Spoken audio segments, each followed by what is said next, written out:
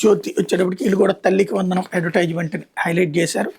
మరోవైపున ప్రధాన నివాసం ముట్టడి ఇక్కడ కూడా హైలైట్ చేశారు. అట్లాగే నీట్ పేపర్ లీక్ మహాపాపం, పిల్లలను రెచ్చగొట్టడం సరికాదు, పిల్లలకు పేపర్ లీక్ బాధ్యులను అత్యంత కఠినంగా శిక్షిస్తాం, ప్రశ్నపత్రాలు లీకేజీలు నివారించడం జాతీయ బాధ్యత, పార్లమెంట్లో నిర్మాణాత్మక చర్చలకు విపక్షాలు సహకరించాలి, ఎన్డీఏ పార్లమెంటరీ పార్టీ సమావేశంలో ప్రధాని మోడీ, ఆసుపత్రి పాలైన విద్యార్థులకు జేపీ నడ్డా పరామర్శ అన్నటువంటి వార్తని హైలైట్ చేశారు. ఇకపోతే నేడు ఢిల్లీకి సీఎం మోడీ అమిత్ షాతో భేటీ, డీలిమిటేషన్ మహిళా బిల్లుల మీద చర్చలు, వీటిపై ప్రాంతీయ పార్టీలతో సమన్వయం, వీటి మీద ప్రాంతీయ పార్టీలతో సమన్వయం చేసుకునే బాధ్యత చంద్రబాబు కప్పు కింద, దీని మీద చర్చించడానికి అస్థిన పర్యటన, కేంద్ర మంత్రివర్గ విస్తరణపై మంతనాలు, 1ని భోగాపురం ప్రారంభోత్సవానికి ప్రధాని ఆహ్వానించిన ముఖ్యమంత్రి, పలువురు మంత్రులు కలిసే అవకాశం. ఈ దిక్కుమాలినటువంటి నేరేషన్ ఎందుకు అబద్ధాలు చెప్తారో అర్థం కాదు.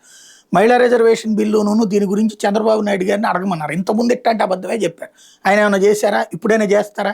అసలు చంద్రబాబు గారికి ఇప్పుడు ఎవరు మాట వింటారు? డిఎంకే మాట వింటదా, లేకపోతే కనుక మమతా బెనర్జీ మాట వింటదా? ఏ ప్రాతిపదికని చంద్రబాబు గారిని అడిగారని చెప్తున్నారు వీళ్ళు? ఎందుకు ఇట్లాంటి అబద్ధాలతో?